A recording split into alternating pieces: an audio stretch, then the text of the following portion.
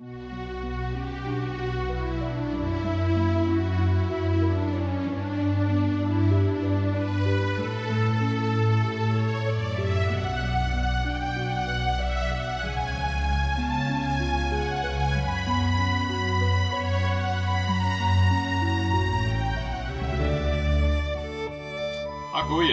welkom wêrom't bij de podcast Wrakseljen met het woord en met de vraag. Dit is de tweede serie en de tweede serie heet Jezus zet de zaken op een kop. Dit is nou de derde episode en die kost wat meer tijd dat ik hem opsplitst in twee. Dus dit is 2-3a en het gaat over bekering. Doet ik dan een jong feind weer in Friesland, dan heb ik een poos bij de post werken. En dan kwam ik wel gauw eens bij een deur en er stie op, wie keep je neer aan de deur? En bekeerd binnen wie ik al. Bekeerd binnen wie? Dan zou je vragen kennen, bekeerd van wat? En naar wat dat? En waar had jou bekeerd? Want ik ben bekeerd is vaak net hetzelfde als ik heb me bekeerd. Dat waar had jou bekeerd? Is het de wekelijkse preek in de kerk, de dominee, als een evangelist op merken of in de woorden? In Marcus 1, het 15e vers, zegt Johannes de Doper, het Godsrijk is dichtbij komen, dat je me bekeren en het evangelie leeuwen. Vaak hast u dat ook al dien. En bist u bekeerd van een zonder die net van God wist of net witte woe, nee, een tjinstvijand van de Heer Jezus. De verlenne zoon kwam weer thuis bij zijn heid. Dat er weer bij het volle verstaan kwam weer en dat er inzag dat de heid thuis goed was hier en goed weer. En doe hier erin rekken dat er miswest weer. En dat er een verkeerde zet dien hier. In deze episodes gaat het over deze vraag. Wat is bekering? Wat is de rol van God erin? En wat is uw rol als minsken? Is het uw besluit dat wij nemen moeten? Of is het een jefte van God? Die het al in het begin van de schepping verslijnen hier. Wat er tot het Leauwen komen moest om het eeuwige leven te krijgen. Als het zo is dat God in het begin al besluiten hier, waar van alle mensen die op het doel rekken winnen, waarom mochten komen en dat hij die uitkaart hier, dan wat voor kar is er dan nog voor de mensen?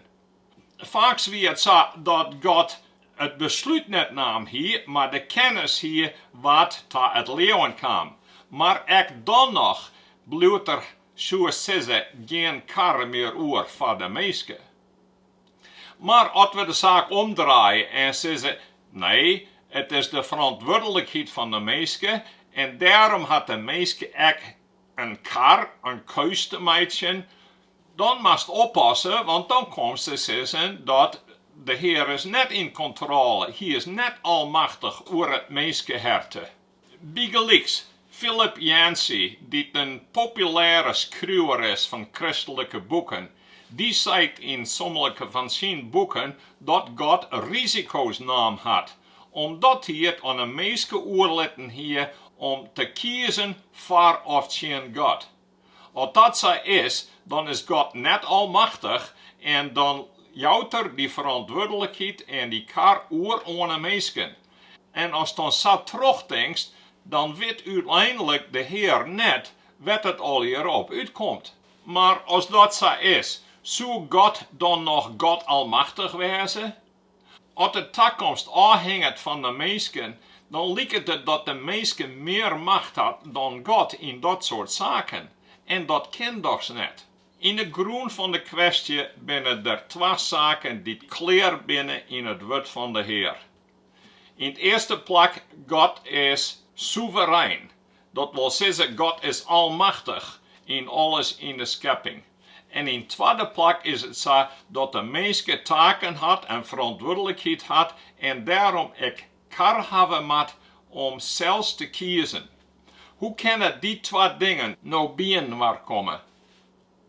Laten we eerst eens zien naar de Bibel, wat er staat over de soevereiniteit, de almacht, de controle over alles die God in de hemel had. Spreuken 16. Het lot wordt wel in de schutte werpen, maar hoe het valt, dat maakt de Heere uit. Psalm 134. Wat er wil, dat doet de Heere, in de hemel en op de aarde, op zee en in alle diepten. Hij liet de wolken komen van ieders einden, hij slingerde de weerlucht terug de Rijn, hij liet de wind los uit zijn kamers. God is in controle van de natuur. Matthäus 8, 27. Elke een zij tieren verwonderen, waarmee hij doch wezen dat de wind en het wetter om zijn sissen jouwen.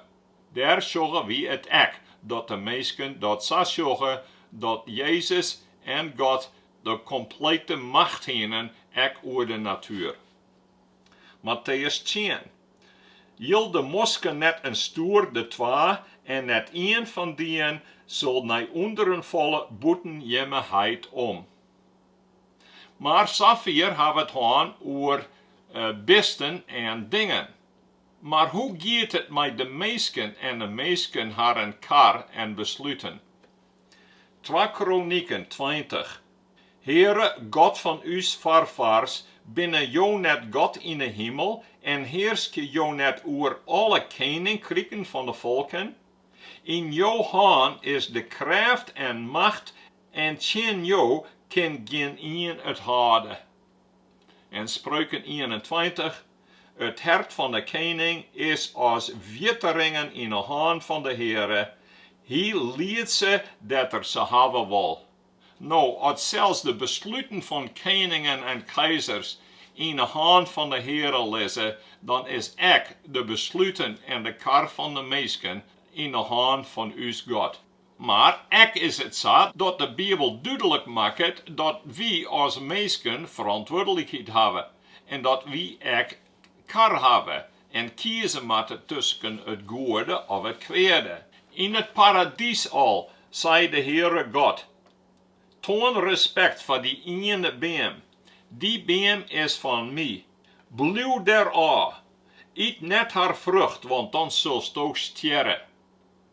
En letter voor het volk Israël bij de berg Horeb. Houd die aan Gods geboden, zodat het goed met die mij gaan. Net stellen, eerlijk wezen en trouw blijven aan die man als vrouw. Johannes zei ik in een van zijn brieven, haf dien broer lief. En in verschillende plakken zei de Bibel, vertrouw uiteindelijk alleenig op God. Als je op oorden vertrouwst, zult beskammen uitkomen. Alleenig God kan je zonden verjaan door het leeuwen. Het leeuwen in Jezus Christus, die het daarvoor lid had en stoorn is. Het moet nou duidelijk wezen dat de Bibel beide dingen zegt. Maar dat is nog net zo makkelijk om dat in een rekken te krijgen hoe die twee zaken bijeen passen. Als God alles al besloten had, hoe kan het dan dat wij kar hebben, dat wij kiezen moeten en dat uw beslissingen en dingen echt de toekomst in zekere mate bepaalt? Er binnen dan twee gevaren. Als christenen of kerken een hele proclaam lezen op de soevereiniteit, de almacht van de Heere God, dan kan het vaak barren dat de verantwoordelijkheid van de minsken een beetje voortrekt uit het zicht. Als aan de andere kant minsken als kerken die zeggen, nee, krijgt als Philip Yancey, nee, de minsken moeten de kar hebben, de minsken moeten besluiten en daarom neemt God risico's. Want op die manier doen we te kwaad aan de almacht en de soevereiniteit van God. Ik wil een paar voorbeelden nemen. 2 voorbeelden voor het eerste en 1 van het tweede. Ik wil 2 voorbeelden nemen van het hypercalvinisme. werd zo'n protoclam lijn wordt op de soevereiniteit van God, dat de verantwoordelijkheid van de mensen buiten het zicht valt.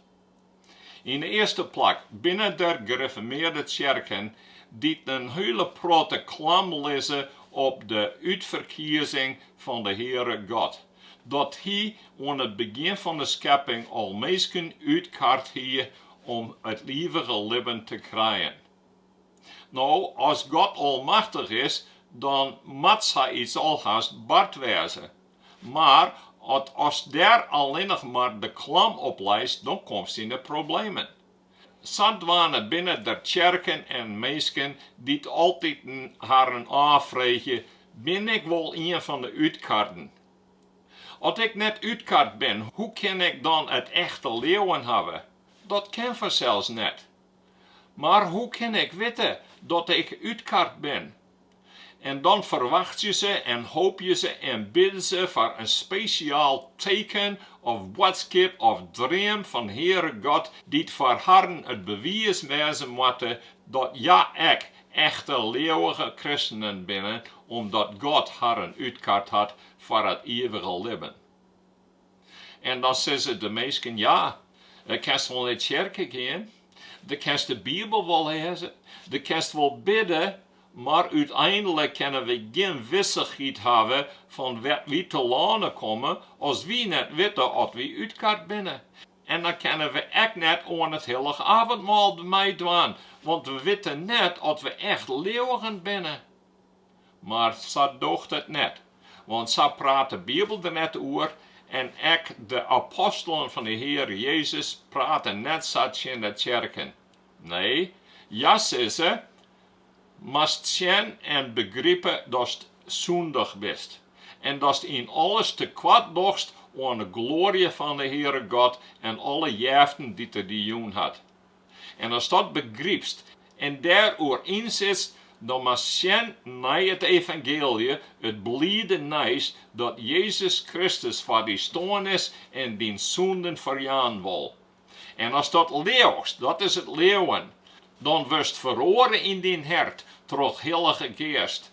En dan wilst ik tegen graag zijn tjenstfeind of tjenner wezen. En dat is dan ook het bewijs dat je uitkaart bent. Als daar aan vasthoudt en dat er ook vruchten binnen die tjen laten dat de Heere God lief hast boven alles. Een tweede voorbeeld. De binnen kerken, en dat hebben we ook meemaken, werd de klam net leidt op de uitverkiezing, maar wel op het verboen werd er zijn wordt dat alle mensen in de kerken die doop binnen in de wiere kerken, dat die ook de beloften van Heere God hebben, en dat die beloften, omdat we net Arminiaans wezen willen, dat die beloften net afhangen van wat we doen. Het is Gods karwest. God had ervoor zorgen dat we in de wierenkerken te landen kwamen, dat we daar beter binnen, als dat we daar tot het leeuwen kwamen. En daarom hoeven we er net over in te zitten. Want we hebben de beloften en daarom kan er meer verkeerd gaan. Vanzelfs moeten we ons wel aan het wet of het woord van God houden, maar uiteindelijk kan dat geen verschil maken, want als het van ons afhangt zou, dan zou het werk van mensenhanden wezen en niet van God. Maar dat doogt echt net. De Bibel zegt net dat alle mensen die doop binnen, als in de kerken beter binnen, als in een christelijk gezin, hikken en tijn binnen, dat die altijd het eeuwige leven krijgen. Maar als het gelijk zocht naar het formulier voor de doop van het ben van de leeuwen en de zocht alleen nog maar naar het eerste stuk van de beloften en net naar de opdracht van de minsken, dan kan je al gauw op het doel rekken. Want in dat formulier staat, als wie in de naam van de Heilige Geest doopt worden, bewissigt de Heilige Geest us troch dat heilig sacrament dat er in us wenje en us tal leden van Christus heilige wil. Hij bewissigt us, hij verzekert us dat dit barren zal, dat de Heilige Geest in us wenjen zal en us heilig meidje wil. En dat is dan echt het echte leeuwen. Zo wil er u zijn wat wie in Christus al hebben, te witten het afwassen van uw zonde en het day on day vernijen van uw leven, ontwiet op het laatst in de gemeente van de uitkarten, in het eeuwige leven, onbesmotsige een plak krijgen zullen. En de binnenkerken, dat kunnen de problemen wezen als we alle klam lezen op de soevereiniteit van God, dat de menselijke verantwoordelijkheid en kar buiten de beschaving bloeien. Maar aan de andere kant hebben we echt problemen. Want als we de klam lezen op de menselijke kar, de menselijke verantwoordelijkheid en daarom de vrijheid om het goede te doen, dan kunnen we ons afvragen, is het echt zo dat de mensen die in zonde leven en werd Heilige Geest de herten net verloren had, dat die mensen echt God zieken willen en hem tsjin willen? Er binnen Armenianen die zeggen, ja, de mensen die in zonde vallen is, had nog steeds die mogelijkheid om voor God te kiezen. Wils de hervormer zijn? Nee, dat kan dus echt niet. Dank aan God dat hij almachtig is en dat al zijn plannen uitkomen zullen. Dat zei de Bibel en zo is het ook. Dankzij God dat hij mensen zoals u en ik uitkaart had om het evangelie te jaren. En als we dat aannemen met een blier hart, dan laten we daarmee zien dat we ook uitkaart binnen terug Heere God. Laten we daarop hopen en daaruit libje. Maar kunnen we dat alles begrijpen? Hoe kunnen dat als God alles vastleggen had, dat we nog verantwoordelijkheid hebben? En hoe kan het, als we verantwoordelijk hebben, dat dan God almachtig is over alles en geen risico's hoort of moest nemen? Dan moeten we op de volgende keer waarom komen. En ik hoop je een paar voorbeelden te gaan om zien te laten hoe we daar vaak toch nog mee omgaan kunnen en dat accepteren kunnen. Ik lijk het er dus op dat dat onmogelijk is, omdat we dat net begrijpen kunnen. Want de andere keer.